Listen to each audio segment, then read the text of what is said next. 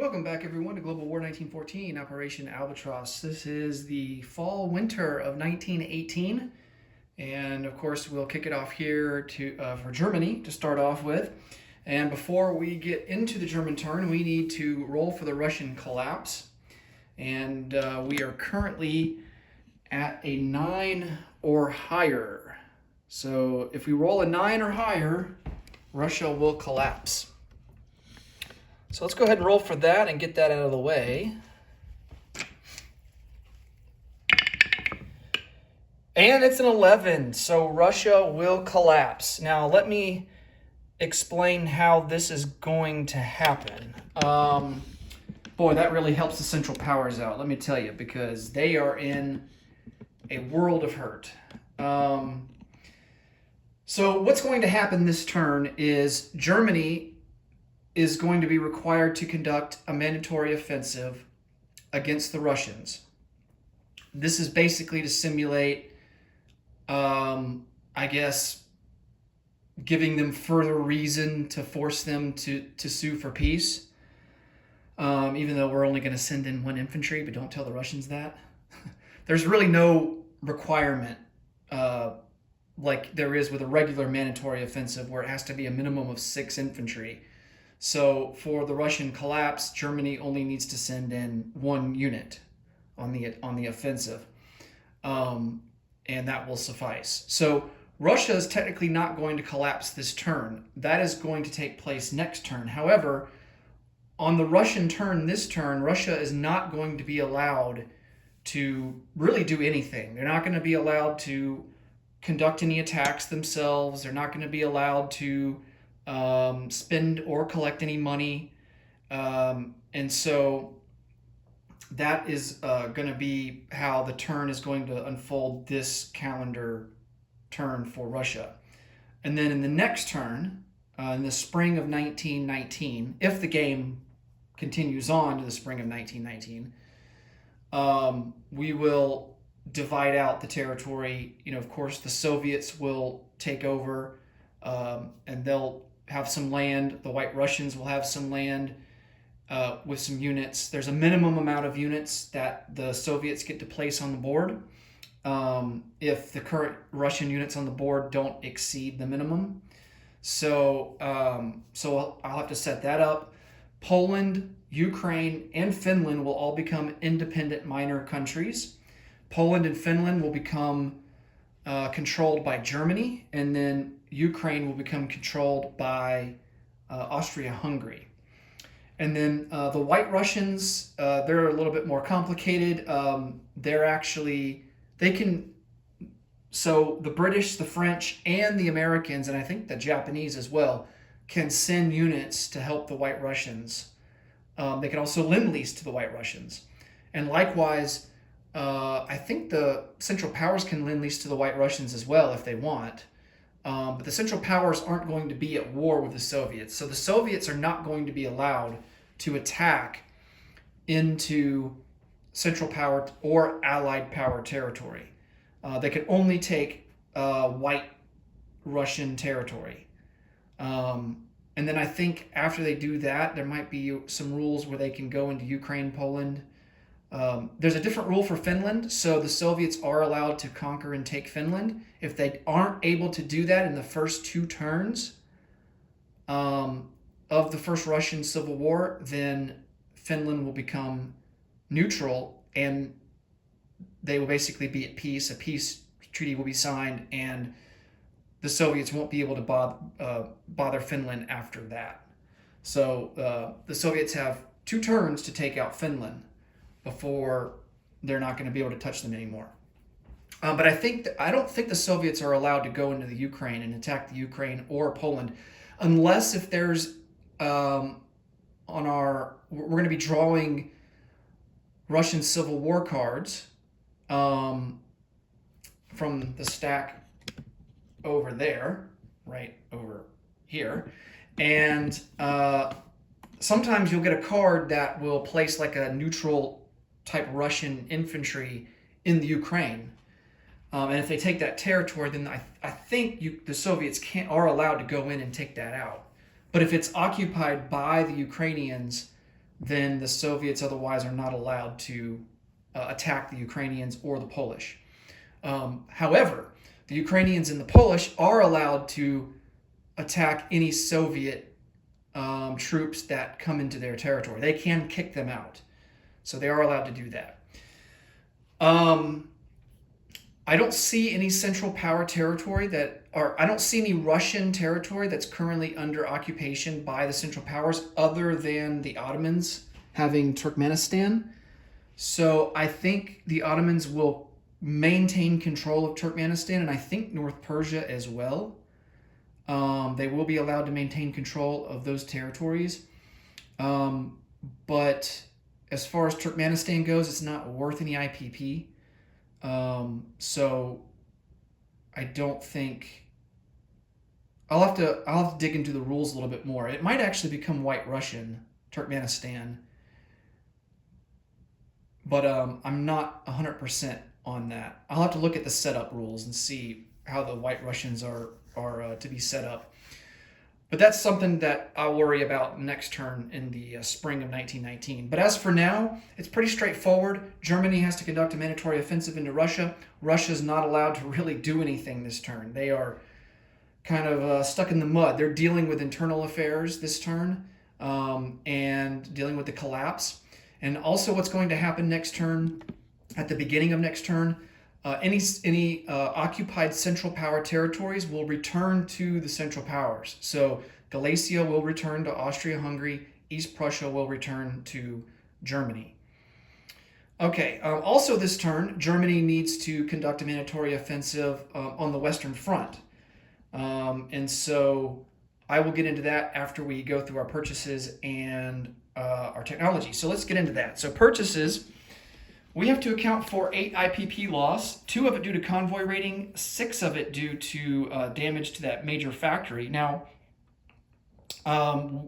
based on our current technology, we're at stage 3 for major factories. We can produce 5 units at a major factory. But because there's 6 damage, we're not allowed to produce any units. Even though we are repairing it this turn, we are not allowed to produce any units there. Now, if we were to reach stage 4 of improved factories, our major factory capacity would be moved up to 8. And so we would be allowed to produce 2 units. We would produce the difference of the max allowed compared to how much damage is done. So we would be able to produce 2, but we're not going to produce anything. We're doing all infantry this time around, which is desperately needed. But in the event that we were producing like tanks or artillery or something like that, then we would only be allowed to place down 2 there at that factory, assuming that we complete the tech this turn, which we are going to be going for improved factories. Okay, so we've got that covered. We're going to spend $33 and produce 11 infantry, 2 for a militia, and then we're going to lend-lease an infantry to the Federales. We are in dire straits here, just holding on for dear life. We've only got 2 infantry left on the board here in Mexico. The revolutionaries have taken most of Mexico, and there's just 2 territories left to take. All right, for technology. So we are going to go for strategic bombers, improved factories, try to finish that off at stage 4, and improve construction. All right.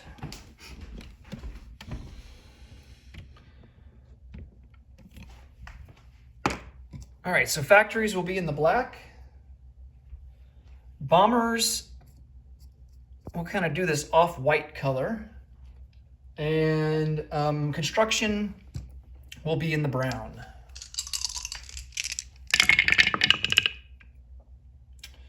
All right, so we missed on bombers, but we did hit on construction and factories. So we do complete factories.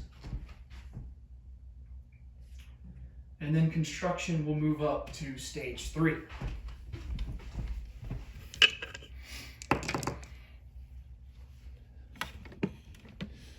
All right.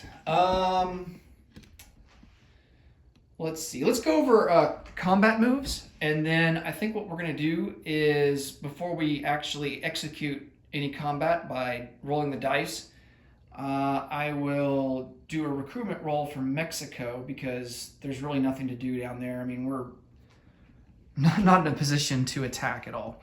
So we do have a submarine here that is going to come down 1. He's going to unsubmerge and come down 1 and raid this convoy line here in A46.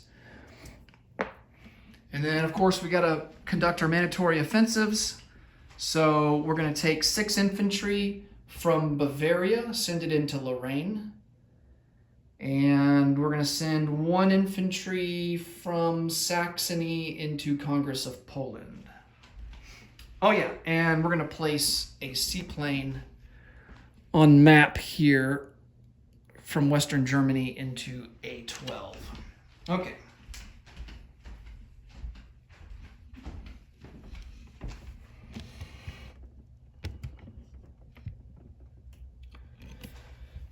All right, here's the recruitment roll for Mexico. It's going to be at a 2 or less.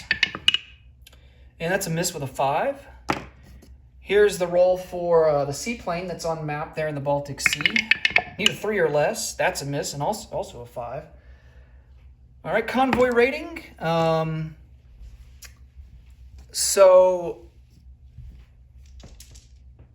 the Americans do have convoy systems, so they will get a defensive roll at a 1 for the Q ships. They do not have any ships on escort duty, so they don't get any bonus to their roll, to their convoy rating roll. But our submarine on the German side will get +2 to his roll. So here is that. Oh, nice. All right. So that's going to be a 7 to a 2. So that's going to be 5. So we do 5 points of damage. The maximum on the line is 4, so we max out that line. 3 IPP loss for the Americans, 1 for the French. And then the Americans will get their defensive roll at a 1. And they miss with an 8.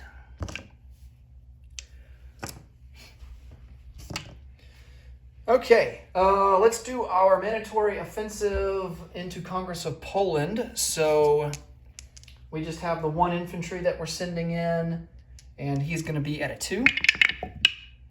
And that's a miss, and I'm sure he's going to die because there's a lot of Russians defending there. Let's see. Oh, he's got 3 artillery first strikes. Well, that one's cocked. I'm going to re-roll it.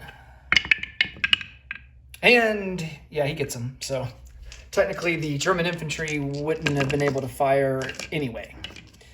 All right, so we lose an infantry there in Saxony.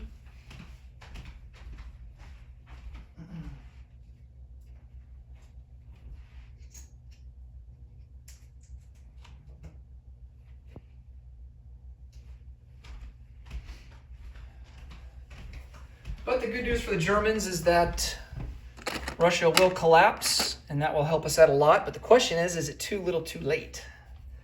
So that's what we're going to have to find out at the end of the game here. Okay, so we've got our mandatory offensive from Bavaria into Lorraine. So the French do have some artillery first strikes. They've actually got 7 out of 4. And there's 1 hit. So, of course, Germany will lose an infantry. So Germany is down to 5 infantry. And so Germany gets to roll for their infantry. 5 out of 2. And no hits.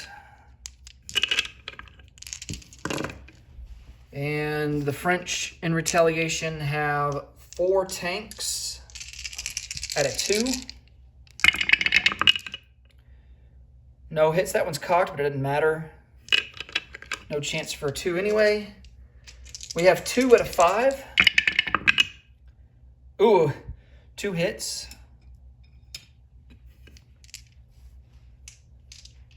And then looks like 9 infantry at a 6.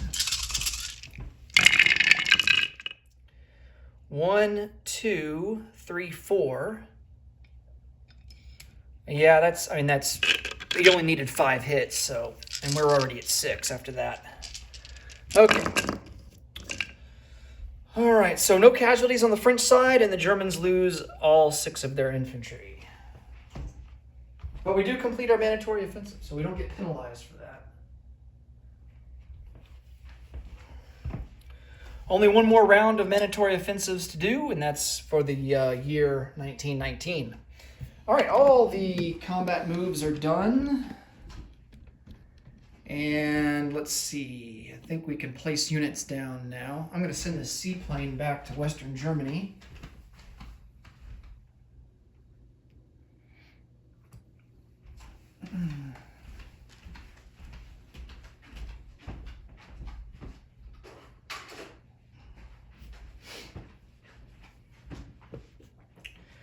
All right, I don't think there's any more non-combat moves to make.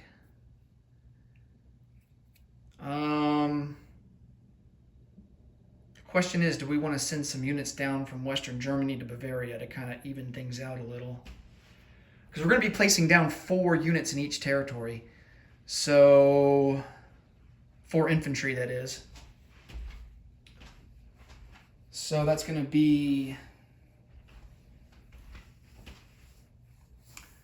7 there. Let's make it 8. Yeah. All right.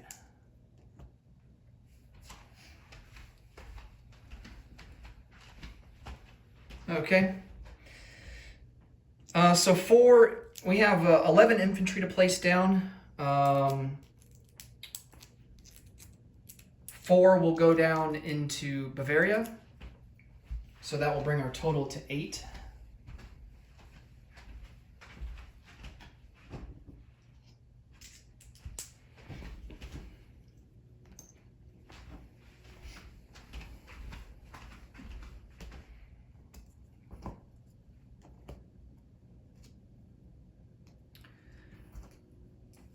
Four will go into Western Germany. And that will bring the total to 13. I think that's right. Yeah. So there's 9 in there now, so add 4, it's 13.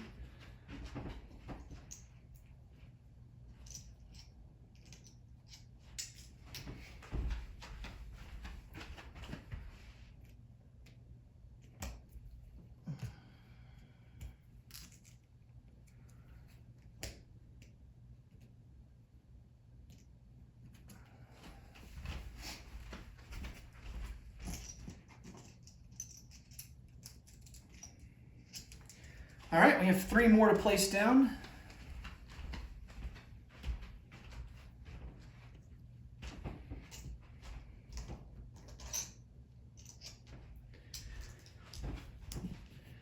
And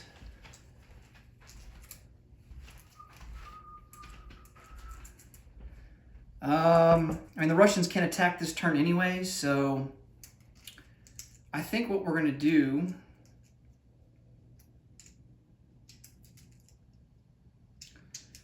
is we're going to place 2 into Eastern Germany.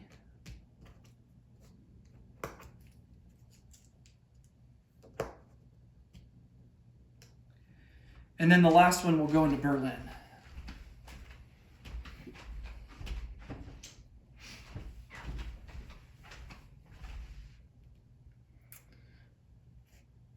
All right.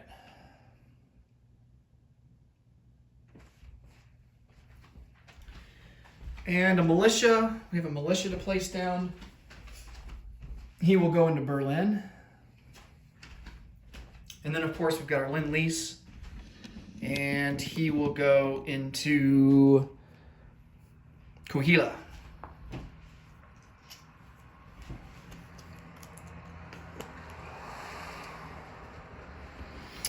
Okay.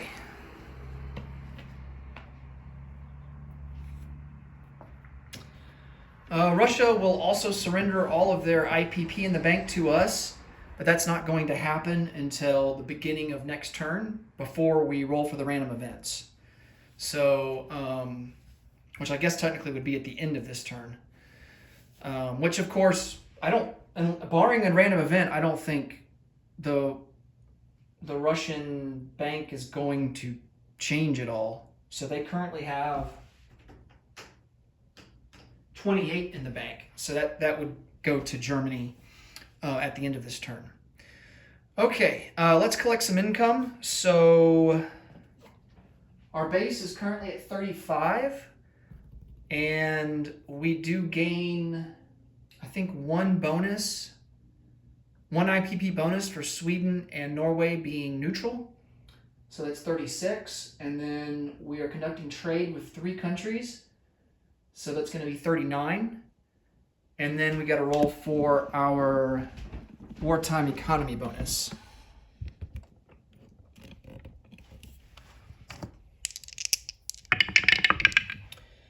8. All right, not bad.